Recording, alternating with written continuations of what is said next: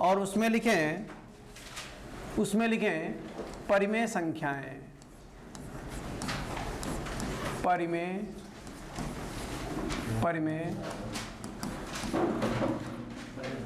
संख्याएं, परिमेय संख्याएं। ऐसी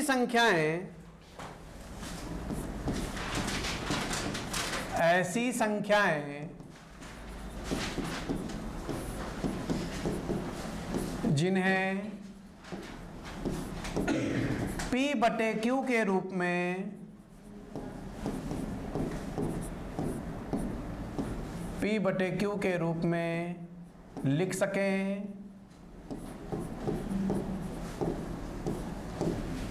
ऐसी संख्याएं जिन्हें P/Q के रूप में लिख सकें, परिमेय संख्याएं, परिमेय संख्याएं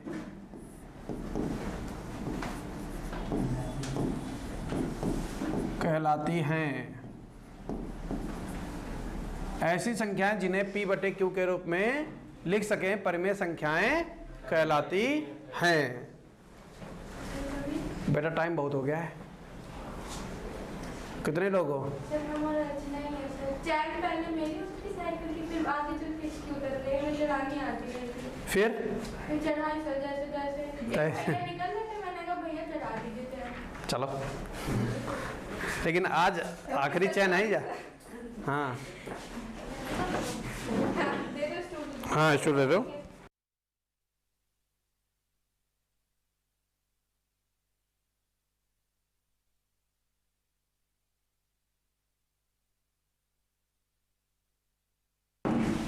हाँ, ऐसी संख्याएं जिन्हें P/Q के रूप में लिख सकें, परिमेय संख्याएं कहलाती हैं। अब जैसे का सारा खेल है। जैसे समझना, जैसे क्या होगा इसमें क्या होगा बेटा, पहले यहां समझो, अब लिखना नहीं है, समझना है इधर। जैसे 22/7 ये एक परिमेय संख्या है, क्योंकि ये बटे में है, 2.5 ये शांत दशमलव है, और शांत दशमलव नंबर को हम सदैव P/Q के रूप में लिख सकते हैं। दशमलव हटाएंगे, एक बढ़ाएंगे, एक संख्या, एक जीरो बढ़ाएंगे, देखो बन गए कि नहीं बन गए? यानी कि 2.5 एक परिमेय संख्या है।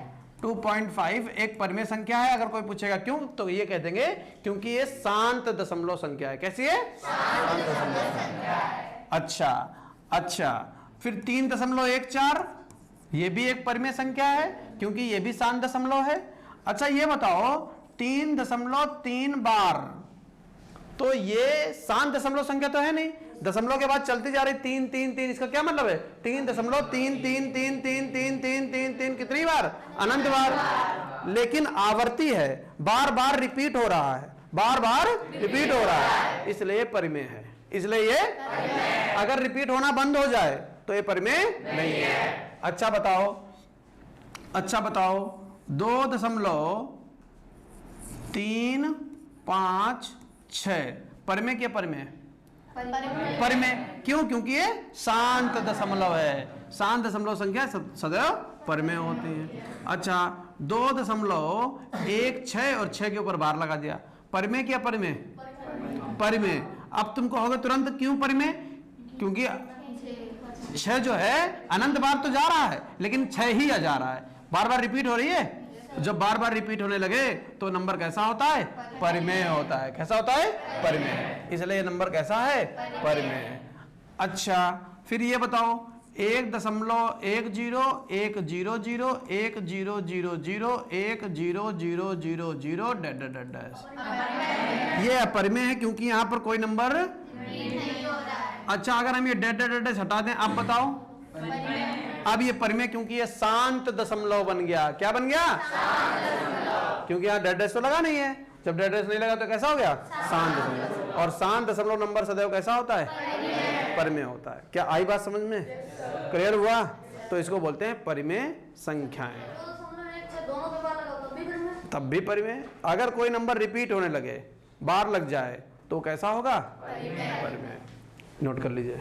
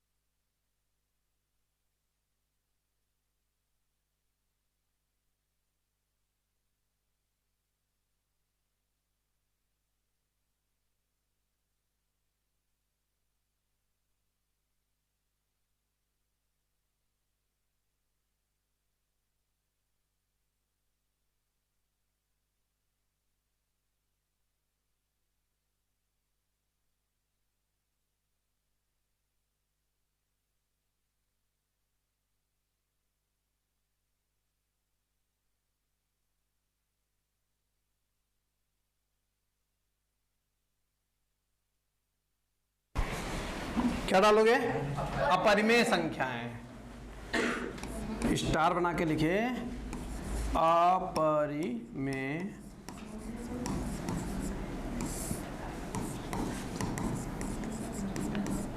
संख्याएं। ऐसी संख्याएं, ऐसी संख्याएं जिन्हें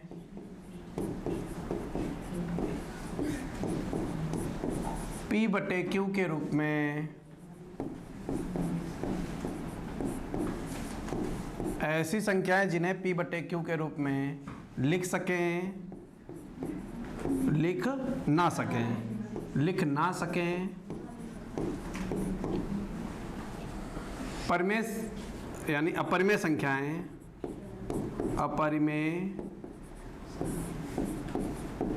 संख्याएं कहलाती हैं।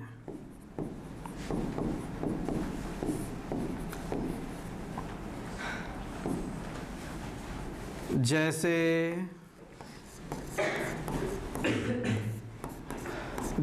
पाई एक अपरिमेय संख्या है, क्योंकि पाई का मान निश्चित नहीं है, ये कंफर्म वैल्यू नहीं देती, दशमलव के बाद चलती जाती है। पाई के बाद रूट में वो नंबर जो पूर्ण वर्ग ना हो, जैसे √2 अपरिमेय संख्या है। क्यों?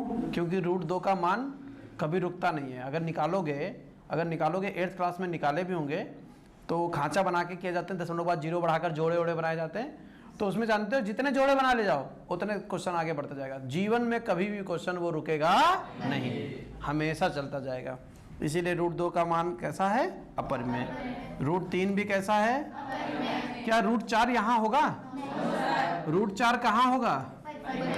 ये बढ़ा लेना अभी थोड़ी देर में, है ना। √5 अपरिमेय, √6, तो इस तरीके से ये सारे नंबर क्या होंगे? अपरिमेय होंगे। क्या आई बात समझ में? जब यहाँ डेड डैश नहीं लगा है तो परिमेय, और अगर डेड डैश लग जाए 1.10100010001000 डैश, अब ये नंबर कैसा है? अपरिमेय। कैसा है? अपरिमेय। क्या परिमेय अपरिमेय समझ में आया? ये एग्जाम्पल नोट कर लीजिए।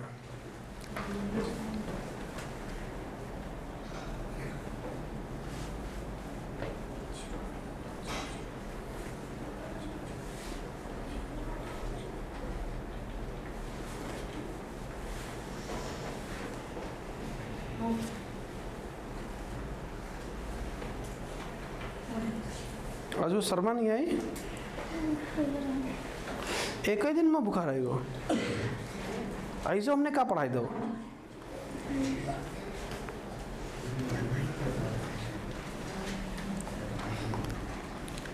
लिख गया? हटा दें? चलिए अब हम लोग इस एक्सरसाइज में क्या पढ़ने वाले हैं, प्रूव करने वाले हैं। क्या प्रूव करने वाले हैं, कौन से नंबर परिमेय हैं और कौन से नंबर अपरिमेय हैं। देखिए, देखना भैया, समझना।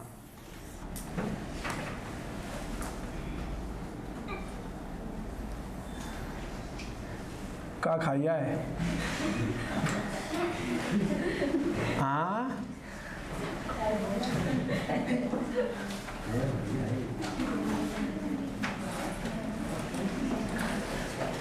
देखिए लिखा हुआ है, दिखाइए कि √3 एक अपरिमेय संख्या है।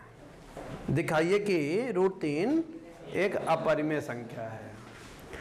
इस टाइप के क्वेश्चनों को विरोधाभास से लगाया जाता है। विरोधाभास क्या होता है कि हमसे ये कहा जाए कि सिद्ध करो रोड पर बाईं ओर चलने से एक्सीडेंट नहीं होता है।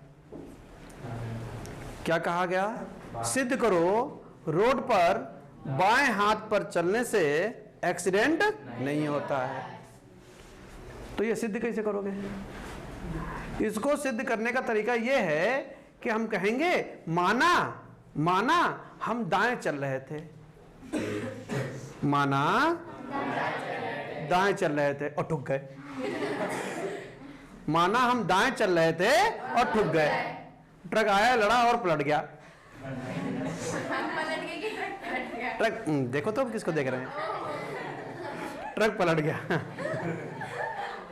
ठीक है, अब जब ट्रक पलट गया तो एक्सीडेंट हो गया। क्यों एक्सीडेंट हुआ? क्योंकि हम दाईं ओर चल रहे थे। तो क्या हम एक कहानी ये नहीं कह सकते, चूंकि हम दाईं ओर चलेंगे तो हमारा एक्सीडेंट हो जाएगा, अतः बाईं ओर चलने से एक्सीडेंट नहीं होगा। इसी को बोलते हैं विरोधाभास। हम उल्टा काम करते हैं और एक्सीडेंट हो जाता है, फिर हम कहते हैं सीधा करते तो ये काम नहीं होगा। क्या आई बात सुनने? इसी कॉन्सेप्ट पर गणित में ये भी हमें सिद्ध करना है।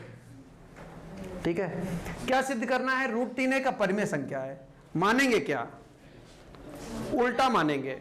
और एक बात सुन लेना, ये क्वेश्चन कठिन माना जाता है। सर रूट के आगे 3 है। रूट के आगे, हाँ √3 एग्जाम्पल है।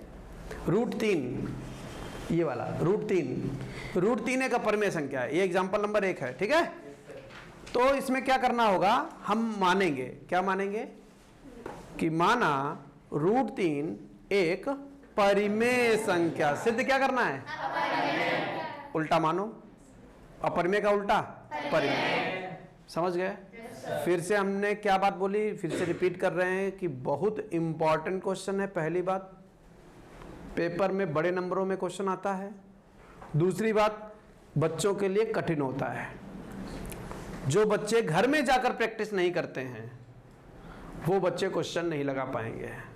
जो लोग, कुछ बच्चे नहीं कहते अरे वो क्लास में वो केपिया पढ़ाएगा, वहीं पढ़ लेंगे बस हो जाएगा, तो वो बच्चे क्वेश्चन नहीं लगा पाएंगे। ये उन बच्चों के लिए क्वेश्चन होता है जो यहाँ पढ़ते हैं और फिर घर में जाकर उसकी प्रैक्टिस करते हैं। और जो बच्चे प्रैक्टिस करेंगे फिर ये सबसे ज़्यादा सरल माना जाता है।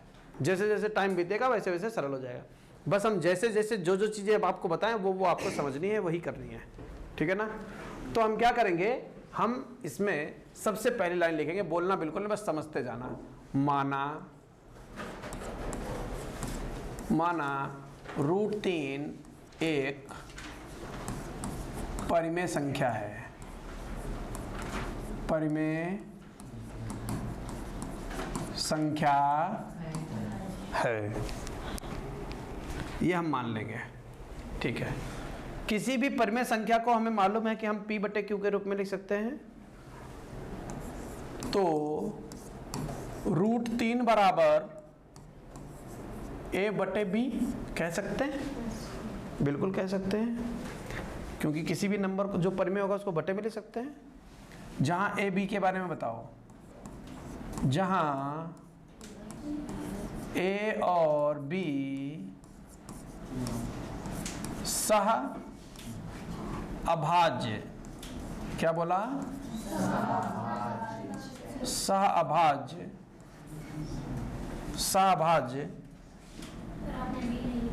हाँ,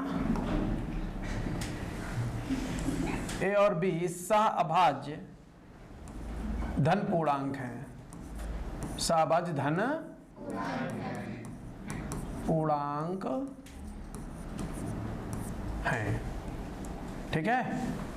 और b not equal to 0, b not equal to 0।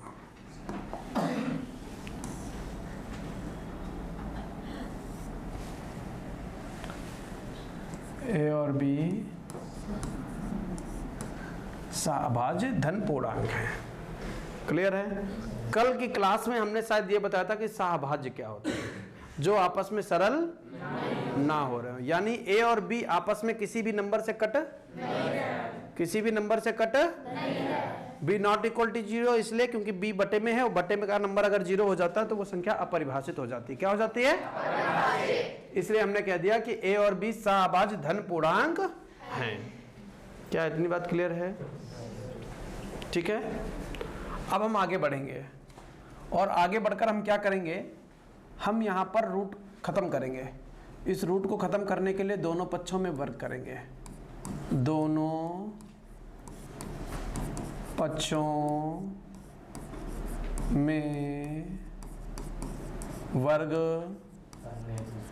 करने पर, जब वर्ग करेंगे तो √3 का वर्ग, बस देखते जाओ इधर, बोलो नहीं, a बटे b का वर्ग, √3 का वर्ग 3 होता है, a का वर्ग a स्क्वायर, b का वर्ग b स्क्वायर, ठीक है। इस b स्क्वायर को हम इधर पहुंचा सकते हैं, b स्क्वायर बराबर a स्क्वायर बटे 3, a स्क्वायर बटे 3, ठीक है। क्लियर है। अच्छा एक लाइन और कर लो, एक लाइन और कर लो, अभी ज़रूरत पड़ेगी उसकी। क्या कर सकते हो, ये इसको इधर बुलाओ, क्या हम ये कह सकते हैं 3b स्क्वायर बराबर a स्क्वायर बटे किस गुणे में, फिर इसको उतार के इधर ले आओ, b स्क्वायर बराबर a स्क्वायर बटे 3।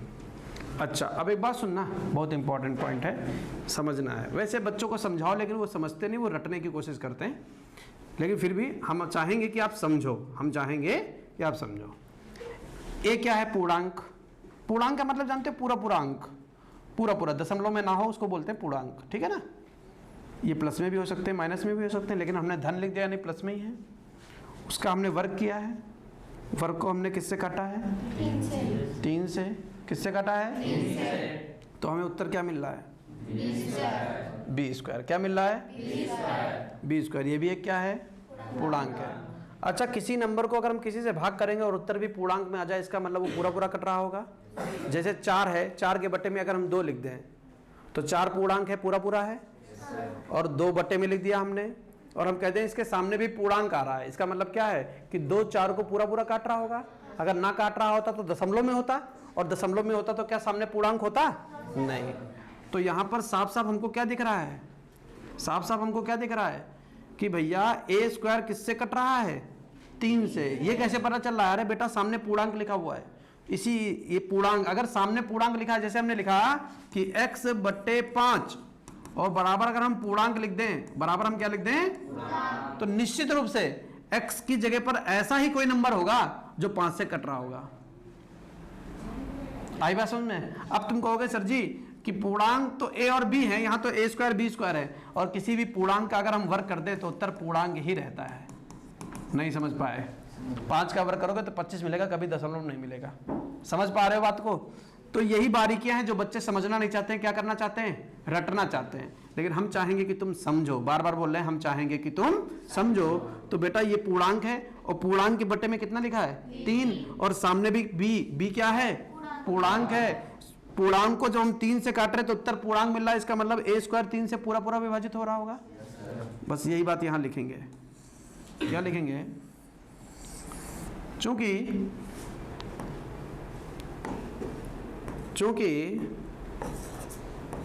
a स्क्वायर 3 से विभाज्य है, चूंकि a स्क्वायर 3 से इसलिए ए भी 3 से विभाज्य होगा, इसलिए ए भी 3 से विभाज्य होगा। अगर किसी नंबर का वर्ग उससे विभाजित है तो वो नंबर भी उससे विभाजित होगा। क्या इतनी बात क्लियर हो गई? क्योंकि ए स्क्वायर 3 से विभाज्य है तो ए भी 3 से विभाज्य।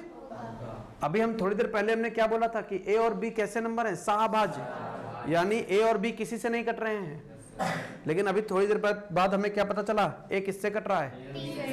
3 से। अगर हमें यही बात थोड़ी देर बाद ये भी पता चल जाए कि बी भी 3 से कट रहा है तो दोनों नंबर सरल हो रहे होंगे। जैसे हमने कहा कि ए और बी सहभाज्य हैं, इसका मतलब 7 और 8 होंगे तभी कट नहीं रहे होंगे। लेकिन थोड़ी देर बाद हम क्या कहें? थोड़ी देर बाद हम कहें कि एक नंबर 6 है और एक नंबर 5 है। देखो ये 3 से कट रहा है, 3 दूनी। और अगर थोड़ी देर बाद हम ये प्रूव कर दें, क्या प्रूव कर दें कि भैया जो नीचे 5 लिखा है, जो नीचे 5 लिखा है, जो नीचे 5 लिखा है वो 12 है। और ये भी देखो 3 से कट रहा होगा। 3 चक्कू 6 भी कटने लगा, 12 भी कटने लगा। तो क्या ये दोनों सहभाज्य रह जाएंगे? नहीं रह जाएंगे। और हम ऊपर क्या माने बैठे हैं? यही तो एक्सीडेंट करवाने वाले हैं, यही एक्सीडेंट करवाने वाले हैं। हमने क्या माना कि रोड पर दाईं ओर चलेंगे। क्या माना? रोड पर दाईं ओर चलेंगे और हमारा एक्सीडेंट नहीं होगा। लेकिन आगे क्या होने वाला है? एक्सीडेंट होने वाला है। यहां पर हमने क्या माना है? ए और बी क्या है? सहभाज्य हैं जो आपस में किसी नंबर से सरल नहीं होते। और अभी हमने केवल ए के बारे में बताया है। ए किससे कटने लगा? 3 से। थोड़ी देर बाद अभी हम बी भी दिखा देंगे तुमको 3 से कट रहा होगा। और बस कह देंगे भैया हो गया एक्सीडेंट, ट्रक पलट गया। अच्छा, ए भी 3 से विभाज्य होगा। क्या इतनी बात क्लियर हो गई? अब हम आगे बढ़ते हैं, आगे बढ़ते हैं। ठीक है, अगर ए 3 से विभाज्य होगा तो ए कोई उत्तर देगा? अगर ए 3 से कटेगा, ए स्क्वायर जब 3 से कट रहा था तब तो बी स्क्वायर दे रहा था, लेकिन ए को अगर 3 से काटोगे तो कुछ और उत्तर देगा, कुछ और उत्तर देगा। ठीक है, तो क्या लिखेंगे? माना ए बटे 3, यानी ए को जब हम 3 से काट रहे हैं तो उत्तर हमको क्या मिल रहा है? सी। क्या मिल रहा है? सी। और यहां जब हम कह रहे हैं कि ए भी 3 से विभाज्य होगा तो ए जब 3 से कटेगा तो पूर्णांक के रूप में आएगा। तो जो सी होगा ये क्या होगा? तो लिख दो सी के बारे में,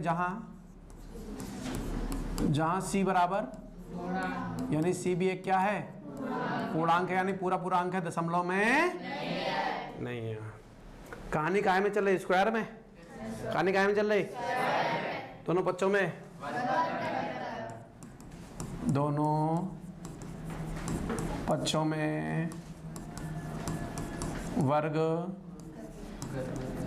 करने पर, दोनों पक्षों में वर्ग करेंगे तो क्या बन जाएगा? ए स्क्वायर बटे 9 बराबर सी स्क्वायर। डायरेक्ट कर दिया, एक लाइन कम कर दी। कोई समस्या? ए स्क्वायर का मान होगा, देखो यहाँ पर ए स्क्वायर का मान कितना है? ए स्क्वायर का मान कितना है? यहाँ रख दें 3b स्क्वायर। 3b स्क्वायर बटे 9 बराबर सी स्क्वायर। आगे लिख दीजिए, कहाँ से लाए? चूंकि ए स्क्वायर बराबर 3b स्क्वायर। यहाँ तक क्लियर हो गया? क्या 3 से 9 कितनी बार कट रहा है? 3 बार। क्या ऐसा नहीं लग रहा कि बी स्क्वायर को जब हम 3 से काट रहे हैं तो हमारा उत्तर सी स्क्वायर अर्थात एक पूर्णांक आ रहा है? yes, फिर हम यहाँ लिखेंगे चूंकि बी स्क्वायर 3 से विभाज्य है। ये कैसे पता चला? बी स्क्वायर देखो 3 से कट रहा है। अब ये कैसे मालूम है कि कट रहा है? कि हो सकता दशमलव में आ रहा हो? नहीं आ सकता, क्योंकि सी क्या था? और पूर्णांक का वर्ग क्या होता है? तो ये पूर्णांक है, इसका मतलब पूरा कट रहा होगा। चूंकि बी स्क्वायर 3 से, चूंकि बी स्क्वायर 3 से विभाज्य है, इसलिए बी भी 3 से विभाज्य होगा। थोड़ी देर पहले हमने क्या कहा था कि ए 3 से नहीं कट रहा है, वो ऊपर माना था। ए और बी किसी भी नंबर से नहीं कट रहे हैं, सहभाज्य नंबर हैं। सहभाज्य नंबर वे होते हैं जो आपस में किसी भी नंबर से कटते नहीं है। और यहाँ ए किससे कट रहा है? 3 से। और बी किससे कट रहा है? 3 से। यानी दोनों नंबर सरल होने लगे। yes, हो सकता है नंबर 3 और 6 हो, तभी तो 3 एकम 3, 3 दूनी 6। तो क्या 3 और 6 सहभाज्य रह जाएंगे? ऊपर तो हमने माना था।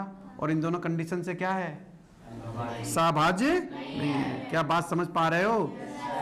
तो क्या लिखेंगे, इसको बना लीजिए समीकरण नंबर, इसको लिखेंगे समीकरण नंबर, समझ गए? समीकरण फर्स्ट व सेकंड से, समीकरण फर्स्ट व सेकंड से क्या हमारे द्वारा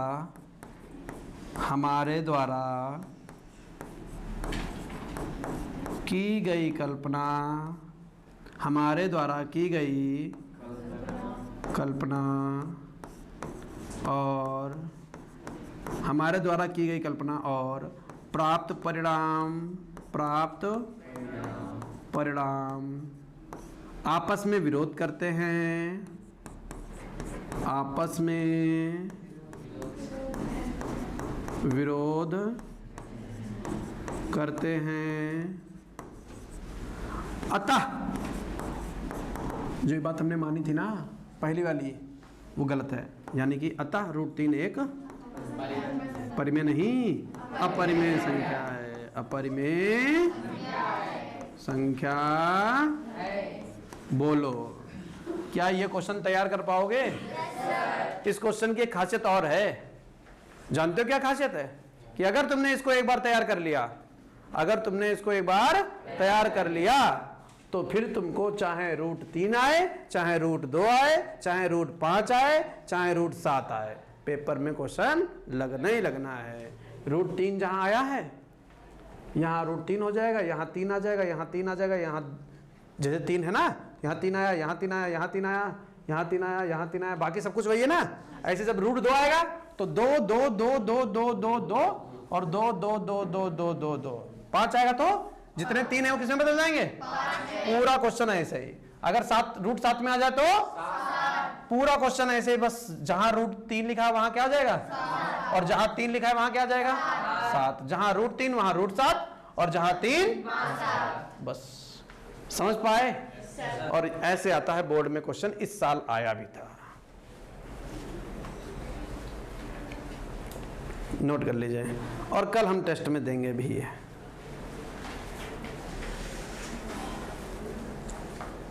कुछ लोग मन में कह रहे हैं अच्छा कल टेस्ट है यानी छुट्टी है हमारी। फोन करीबो 2 नंबर लें तुम्हारे, हमने 2 ही। कितनों में तुम ब्लैक लिस्ट लगाओगे या स्विच ऑफ करोगे? हम घर आ जाएंगे तुम्हारे, मालूम है उस गली में वहां रहते हो।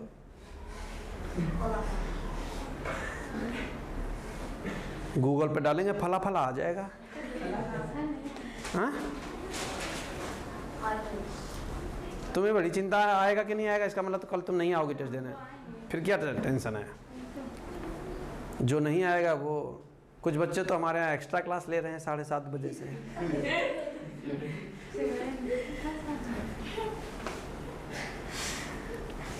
अच्छा तुम जाते कहाँ हो 7:30 बजे, 7:30 से 9:30? मैं तो रात में कहाँ खेली जाएगा तुम लोग, मतलब हौलट है होगा। ठीक, कै बजे? 9 बजे लो खिली। चलो 7 बजे आते हो, के बाद सनपुत्तल खेलने लगे वहीं। हाँ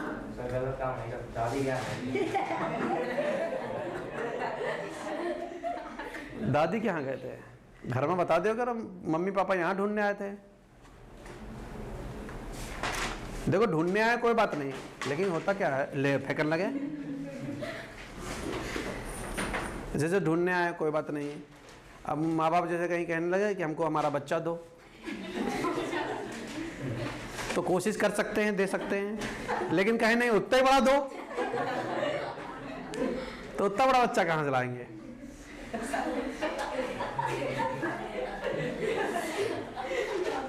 नहीं समस्या है ना, देखो बता दी समस्या, समझ रहे होगे तुम लोग ना।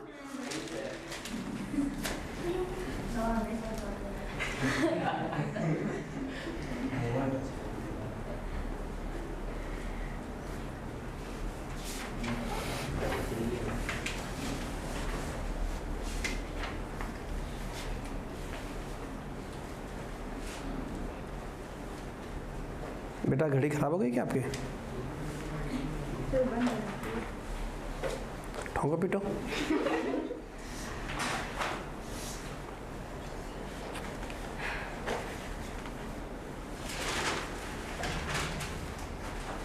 राशि बेटा आपकी कुछ फीस 9th की बाकी होगी। सर मेरी भी बाकी है। 9th की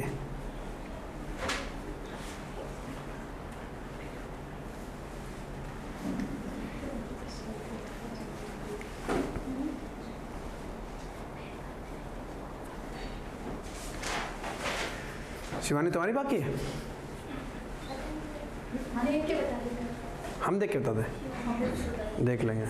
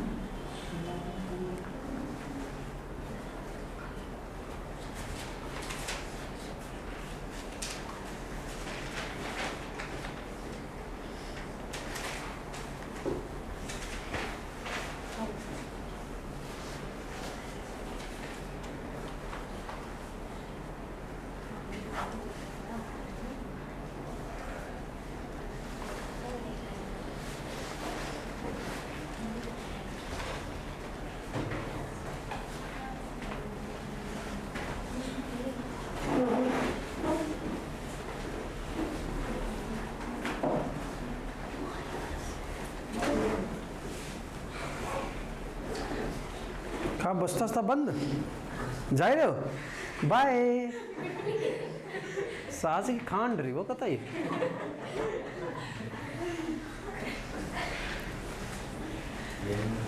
हाथ तेज चलाओ।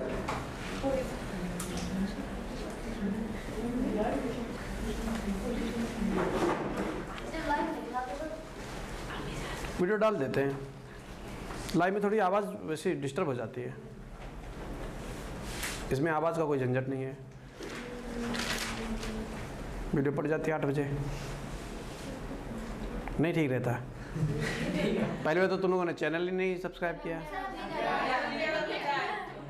नया वाला चैनल सब्सक्राइब कर लो सभी लोग। न्यू वाला कर लिया, जिसने नहीं किया कर लो, क्योंकि 9th-10th की भी वीडियो उसी में पड़ेगी, समझ गए? पुराने वाले चैनल पर नहीं पड़ेगी, उसमें 11th-12th की पड़ेगी केवल। हो गया? तो बेटा अगर √3 की जगह पर क्या आ जाए? √2। तो यहाँ √3 की जगह पे क्या कर दोगे? यहाँ √3 की जगह पर जिसका वर्ग करोगे तो क्या मिलेगा? तो यहाँ पर क्या, यहाँ 2 हो जाएगा, ये 2 कहाँ चला जाएगा? बटे में। तो a² किससे कटेगा? तो a भी किससे कटेगा? तो a 2 से जब कटेगा तो उत्तर क्या देगा? c। जब वर्ग करेंगे तो 2 का वर्ग 4, फिर यहाँ 2 रखेंगे और यहाँ रखेंगे 4। जब 2 से 4 को काटेंगे तो फिर से क्या बन जाएगा? 2 बन जाएगा। फिर कहेंगे b² बटे c², b² बटे 2 बराबर c²। तो कहते हैं b² 2 से कट रहा है, तो b भी 2 से।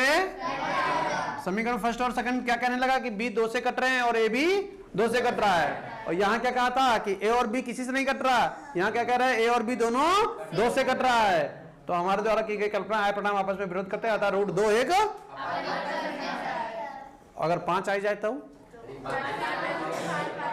तो नीचे लिख देना √3 को √5 बनाने पर। ठीक है? तुम क्या सोच रहे कि ट्रक कहाँ गिरा था? ट्रक वहीं पड़ोस में नाली में गिर गया था, खिलौने वाला ट्रक था। समझ में आ गया? तो कल ये क्वेश्चन हमने आउट कर दिया। 6 जिस तरीके से क्वेश्चन होंगे उस तरीके से जब पूछेंगे तो बहुत ज़्यादा 6-7 क्वेश्चन पूछेंगे, जिसमें से एक क्वेश्चन तुम्हारा ये आउट हो गया। समझ गए ना? यानी रट के आओगे और लगा दोगे, और घर में रट के नहीं आओगे, लगा नहीं पाओगे। बच्चे कहाँ फंसते हैं? ये 4 लाइनें बच्चे नहीं कर पाएंगे, यहां से यहां तक ये चीजें कठिन है। तो तैयार कर लोगे?